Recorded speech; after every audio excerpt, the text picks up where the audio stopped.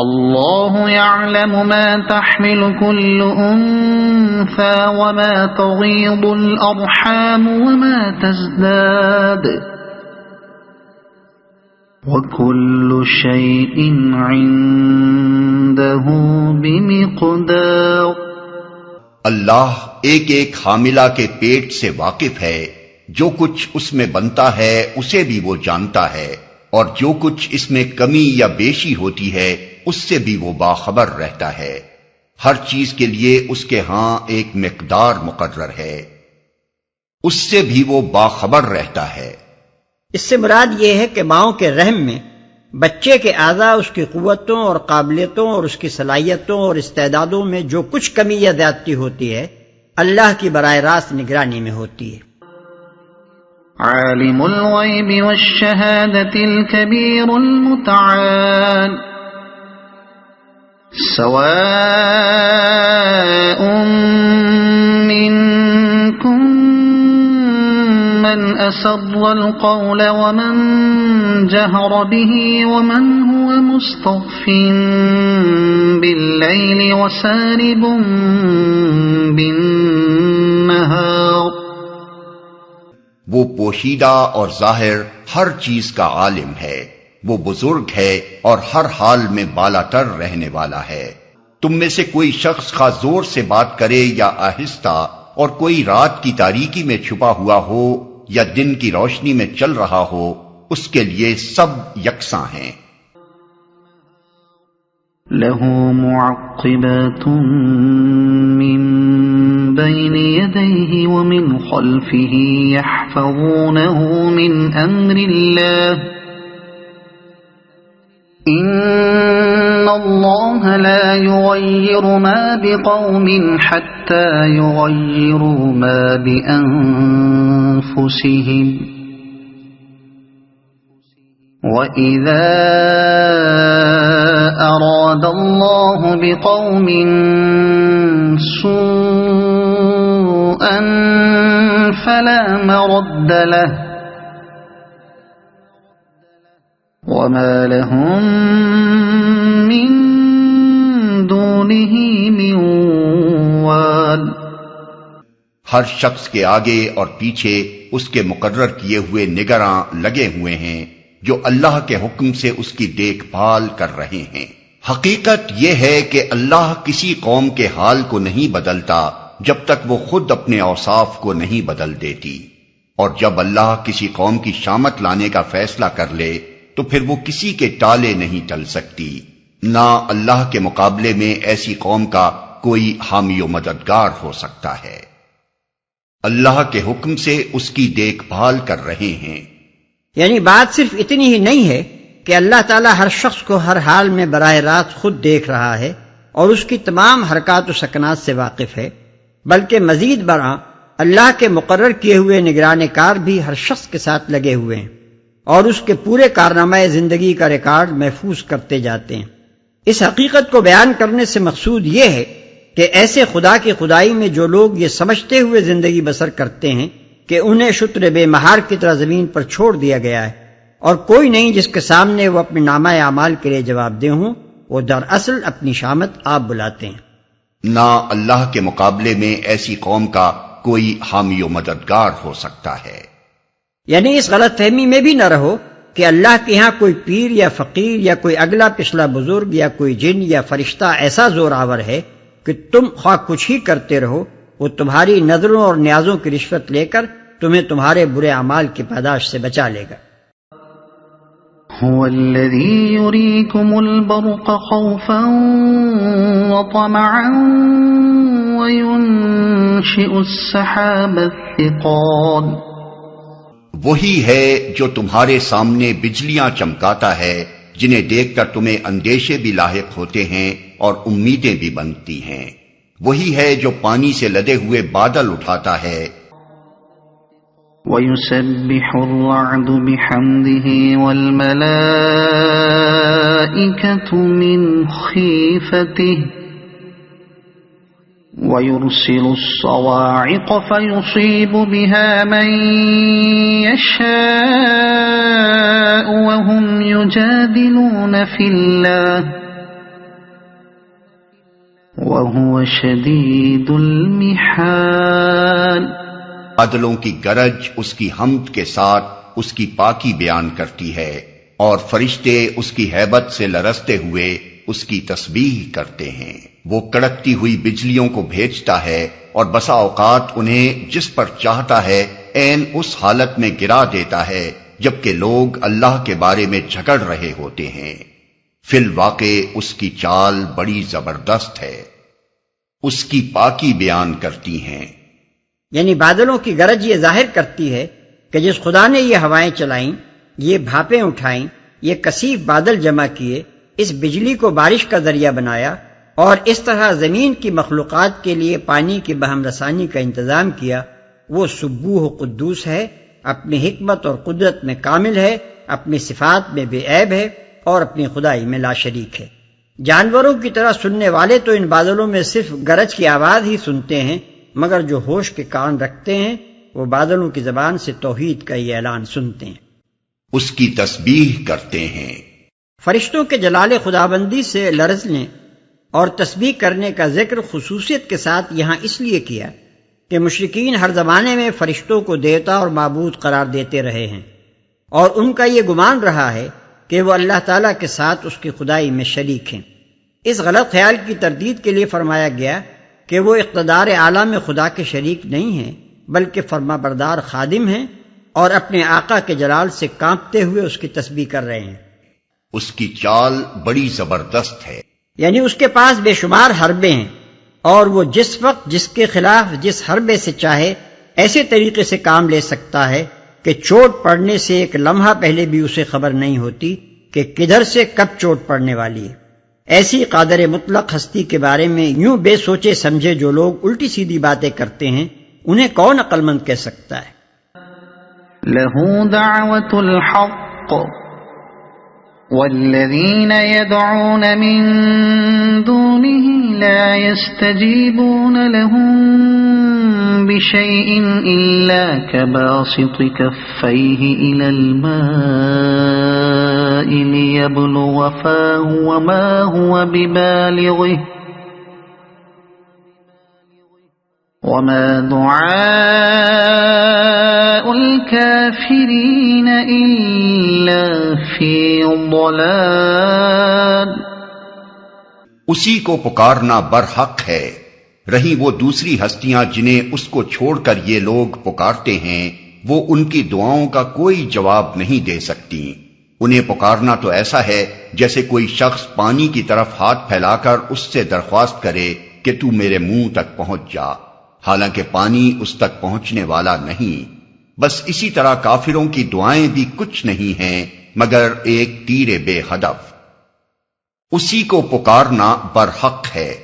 پکارنے سے مراد اپنی حاجتوں میں مدد کے لیے پکارنا ہے، مطلب یہ کہ حاجت روائی و مشکل کشائی کے سارے اختیارات اسی کے ہاتھ میں ہیں، اس لیے صرف اسی سے دعائیں مانگنا برحق ہے۔ آیت سجدہ۔ وَلِلَّهِ يَسْجُدُ مَن فِي السَّمَاوَاتِ وَالْأَرْضِ طَوْعًا وَكَرْهًا وَظِلَالُهُم بِالْغُدُوِّ وَالْآصَالِ۔ وہ تو اللہ ہی ہے جس کو زمین و آسمان کی ہر چیز طوعاً و کرہن سجدہ کر رہی ہے، اور سب چیزوں کے سائے صبح و شام اس کے آگے جھکتے ہیں۔ ہر چیز طوعاً و کرہن سجدہ کر رہی ہے۔ سجدے سے مراد اطاعت میں جھکنا، حکم بجا لانا اور سر تسلیم خم کرنا ہے۔ زمین و آسمان کی ہر مخلوق اس معنی میں اللہ کو سجدہ کر رہی ہے کہ وہ اس کے قانون کی مطیع ہے اور اس کی مشیت سے بال برابر بھی سرتابی نہیں کر سکتی۔ مومن اس کے آگے برضا و رغبت جھکتا ہے تو کافر کو مجبوراً جھکنا پڑتا ہے، کیونکہ خدا کے قانون فطرت سے ہٹنا اس کی مقدرت سے باہر ہے۔ سب چیزوں کے سائے صبح و شام اس کے آگے جھکتے ہیں۔ سایوں کے سجدہ کرنے سے مراد یہ ہے کہ اشیاء کے سایوں کا صبح و شام مغرب اور مشرق کی طرف گرنا اس بات کی علامت ہے کہ یہ سب چیزیں کسی کے امر کی مطیع اور کسی کے قانون سے مسخر ہیں۔ قل من رب السماوات والأرض قل اللہ قل أفاتخذتم من دونه أولياء لا يملكون لأنفسهم نفعا ولا ضرا قل هل يستوي الأعمى والبصير أم هل تستوي الظلمات والنور أم جعلوا لله شركاء خلقوا كخلقه فتشابه الخلق عليهم قل الله خالق كل شيء وهو الواحد القهار ان سے پوچھو آسمان و زمین کا رب کون ہے؟ کہو اللہ۔ پھر ان سے کہو جب حقیقت یہ ہے تو کیا تم نے اسے چھوڑ کر ایسے معبودوں کو اپنا کارساز ٹھہرا لیا جو خود اپنے لیے بھی کسی نفع و نقصان کا اختیار نہیں رکھتے؟ کہو کیا اندھا اور آنکھوں والا برابر ہوا کرتا ہے؟ کیا روشنی اور تاریکیاں یکساں ہوتی ہیں؟ اور اگر ایسا نہیں تو کیا ان کے ٹھہرائے ہوئے شریکوں نے بھی اللہ کی طرح کچھ پیدا کیا ہے کہ اس کی وجہ سے ان پر تخلیق کا معاملہ مشتبہ ہو گیا؟ کہو ہر چیز کا خالق صرف اللہ ہے اور وہ یکتا ہے، سب پر غالب۔ کہو اللہ۔ واضح رہے کہ وہ لوگ خود اس بات کے قائل تھے کہ زمین و آسمان کا رب اللہ ہے۔ وہ اس سوال کا جواب انکار کی صورت میں نہیں دے سکتے تھے، کیونکہ یہ انکار خود ان کے اپنے عقیدے کے خلاف تھا۔ لیکن نبی صلی اللہ علیہ وسلم کے پوچھنے پر وہ اقرار کی صورت میں بھی اس کا جواب دینے سے کتراتے تھے، کیونکہ اقرار کے بعد توحید کا ماننا لازم آ جاتا تھا اور شرک کے لیے کوئی معقول بنیاد باقی نہیں رہتی تھی۔ اس لیے اپنے موقف کی کمزوری محسوس کر کے وہ اس سوال کے جواب میں چپ ساتھ جاتے تھے۔ یہی وجہ ہے کہ قرآن میں جگہ جگہ اللہ تعالیٰ نبی صلی اللہ علیہ وسلم سے فرماتا ہے کہ ان سے پوچھو زمین و آسمان کا خالق کون ہے، کائنات کا رب کون ہے، تم کو رزق دینے والا کون ہے۔ پھر حکم دیتا ہے کہ تم خود کہو کہ اللہ، اور اس کے بعد یوں استدلال کرتا ہے کہ جب یہ سارے کام اللہ کے ہیں تو آخر یہ دوسرے کون ہیں جن کی تم بندگی کیے جا رہے ہو؟ کیا اندھا اور آنکھوں والا برابر ہوا کرتا ہے؟ اندھے سے مراد وہ شخص ہے جس کے آگے کائنات میں ہر طرف اللہ کی وحدانیت کے آثار و شواہد پھیلے ہوئے ہیں، مگر وہ ان میں سے کسی چیز کو بھی نہیں دیکھ رہا ہے۔ اور آنکھوں والے سے مراد وہ ہے جس کے لیے کائنات کے ذرے ذرے اور پتے پتے میں معرفت کردگار کے دفتر کھلے ہوئے ہیں۔ اللہ تعالیٰ کے سوال کا مطلب یہ ہے کہ عقل کے اندھو، اگر تمہیں کچھ نہیں سوچتا تو آخر چشم بینا رکھنے والا اپنی آنکھیں کیسے پھوڑ لے؟ جو شخص حقیقت کو آشکار دیکھ رہا ہے اس کے لیے کس طرح ممکن ہے کہ وہ تم بے بصیرت لوگوں کی طرح ٹھوکریں کھاتا پھرے؟ کیا روشنی اور تاریکیاں یکساں ہوتی ہیں؟ روشنی سے مراد علم حق کی وہ روشنی ہے جو نبی صلی اللہ علیہ وسلم اور آپ کے متبعین کو حاصل تھی، اور تاریکیوں سے مراد جہالت کی وہ تاریکیاں ہیں جن میں منکرین بھٹک رہے تھے۔ سوال کا مطلب یہ ہے کہ جس کو روشنی مل چکی ہے وہ کس طرح اپنی شمع بجھا کر اندھیروں میں ٹھوکریں کھانا قبول کر سکتا ہے؟ تم اگر نور کی قدر شناس نہیں ہو تو نہ صحیح، لیکن جس نے اسے پا لیا ہے، جو نور و ظلمت کے فرق کو جان چکا ہے، جو دن کے اجالے میں سیدھا راستہ صاف دیکھ رہا ہے، وہ روشنی کو چھوڑ کر تاریکیوں میں بھٹکتے پھرنے کے لیے کیسے آمادہ ہو سکتا ہے؟ اس کی وجہ سے ان پر تخلیق کا معاملہ مشتبہ ہو گیا۔ اس سوال کا مطلب یہ ہے کہ اگر دنیا میں کچھ چیزیں اللہ تعالیٰ نے پیدا کی ہوتی ہیں اور کچھ دوسروں نے، اور یہ معلوم کرنا مشکل ہوتا کہ خدا کا تخلیقی کام کون سا ہے اور دوسروں کا کون سا، تب تو واقعی شرک کے لیے کوئی معقول بنیاد ہو سکتی تھی۔ لیکن جب یہ مشرکین خود مانتے ہیں کہ ان کے معبودوں میں سے کسی نے ایک تنکا اور ایک بال تک پیدا نہیں کیا ہے، اور جب انہیں خود تسلیم ہے کہ خلق میں ان جعلی خداؤں کا ذرہ برابر بھی کوئی حصہ نہیں ہے، تو پھر یہ جعلی معبود خالق کے اختیارات اور اس کے حقوق میں آخر کس بنا پر شریک ٹھہرا لیے گئے ہیں؟ سب پر غالب۔ اصل میں لفظ قہار استعمال ہوا ہے، جس کے معنی ہے وہ ہستی جو اپنے زور سے سب پر حکم چلائے اور سب کو مغلوب کر کے رکھے۔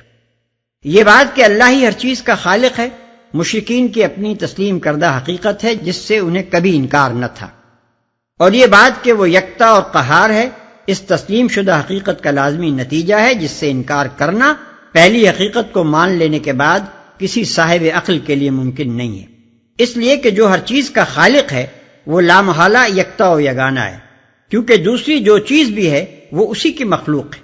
پھر بھلا یہ کیسے ہو سکتا ہے کہ کوئی مخلوق اپنے خالق کی ذات یا صفات یا اختیارات یا حقوق میں اس کی شریک ہو؟ اسی طرح وہ لامحالہ قہار بھی ہے، کیونکہ مخلوق کا اپنے خالق سے مغلوب ہو کر رہنا عین تصور مخلوقیت میں شامل ہے۔ غلبہ کامل اگر خالق کو حاصل نہ ہو تو وہ خلق ہی کیسے کر سکتا ہے؟ بس جو شخص اللہ کو خالق مانتا ہو اس کے لیے ان دو خالص عقلی و منطقی نتیجوں سے انکار کرنا ممکن نہیں رہتا۔ اور اس کے بعد یہ بات سراسر غیر معقول ٹھہرتی ہے کہ کوئی شخص خالق کو چھوڑ کر مخلوق کی بندگی کرے اور غالب کو چھوڑ کر مغلوب کو مشکل کشائی کے لیے پکارے۔ أنزل من السماء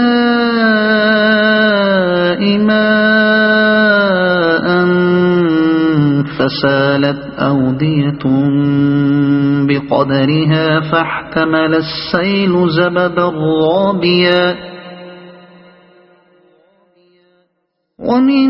ومما يوقدون عليه في النار ابتغاء حلية أو متاع زبد مثله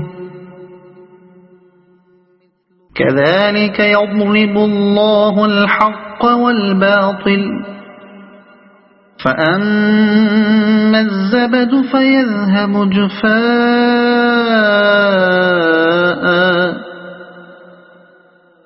وأما ما ينفع الناس فيمكث في الأرض كذلك يضرب الله الأمثال۔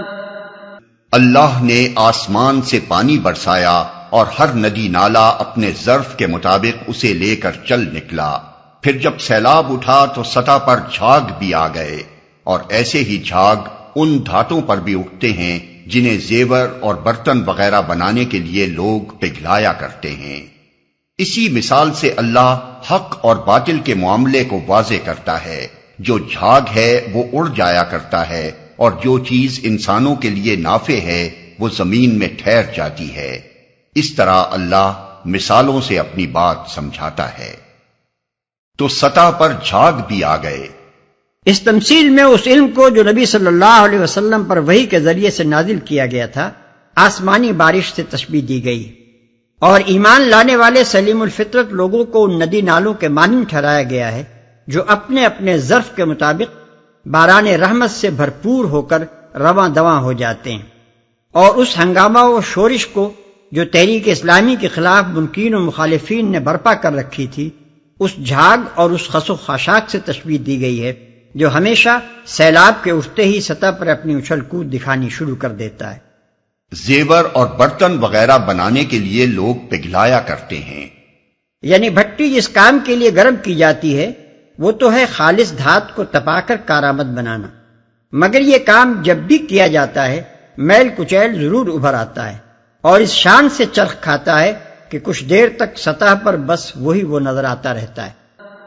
للذین استجابوا لربهم الحسنى والذین لم يستجیبوا له لو ان لهم ما في الارض جميعا ومثله معه لافتدوا به أولئك لهم سوء الحساب ومأواهم جهنم وبئس المهاد۔ جن لوگوں نے اپنے رب کی دعوت قبول کر لی ان کے لیے بھلائی ہے، اور جنہوں نے اسے قبول نہ کیا وہ اگر زمین کی ساری دولت کے بھی مالک ہوں اور اتنی ہی اور فراہم کر لیں تو وہ خدا کی پکڑ سے بچنے کے لیے اس سب کو فدیہ میں دے ڈالنے پر تیار ہو جائیں گے۔ یہ وہ لوگ ہیں جن سے بری طرح حساب لیا جائے گا، اور ان کا ٹھکانہ جہنم ہے، بہت ہی برا ٹھکانہ۔ اس سب کو فدیہ میں دے ڈالنے پر تیار ہو جائیں گے۔ یعنی اس وقت ان پر ایسی مصیبت پڑے گی کہ وہ اپنی جان چھڑانے کے لیے دنیا و مافیہا کی دولت دے ڈالنے میں بھی تأمل نہ کریں گے، جن سے بری طرح حساب لیا جائے گا۔ بری حساب فہمی یا سخت حساب فہمی سے مطلب یہ ہے کہ آدمی کی کسی خطا اور کسی لغزش کو معاف نہ کیا جائے، کوئی قصور جو اس نے کیا ہو مواخذے کے بغیر نہ چھوڑا جائے۔ قرآن ہمیں بتاتا ہے کہ اللہ تعالیٰ اس طرح کا محاسبہ اپنے ان بندوں سے کرے گا جو اس کے باغی بن کر دنیا میں رہے ہیں، بخلاف اس کے جنہوں نے اپنے خدا سے وفاداری کی ہے اور اس کے مطیع فرمان بن کر رہے ہیں، ان سے حساب یسیر یعنی ہلکا حساب لیا جائے گا، ان کی خدمات کے مقابلے میں ان کی خطاؤں سے درگزر کیا جائے گا اور ان کے مجموعی طرز عمل کی بھلائی کو ملحوظ رکھ کر ان کی بہت سی کوتاہیوں سے صرف نظر کر لیا جائے گا۔ اس کی مزید توضیح اس حدیث سے ہوتی ہے جو حضرت عائشہ صدیقہ رضی اللہ عنہا سے ابو داؤد میں مروی ہے۔ حضرت عائشہ صدیقہ فرماتی ہیں کہ میں نے عرض کیا، یا رسول اللہ صلی اللہ علیہ وسلم، میرے نزدیک کتاب اللہ کی سب سے زیادہ خوفناک آیت وہ ہے جس میں ارشاد ہوا ہے کہ من یعمل سوءا یجزا بہ، جو شخص کوئی برائی کرے گا وہ اس کی سزا پائے گا۔ اس پر حضور صلی اللہ علیہ وسلم نے فرمایا، عائشہ کیا تمہیں معلوم نہیں کہ خدا کے مطیع فرمان بندے کو دنیا میں جو تکلیف بھی پہنچتی ہے، حتیٰ کہ اگر کوئی کانٹا بھی اس کو چبھتا ہے تو اللہ اسے اس کے کسی نہ کسی قصور کی سزا قرار دے کر دنیا ہی میں اس کا حساب صاف کر دیتا ہے۔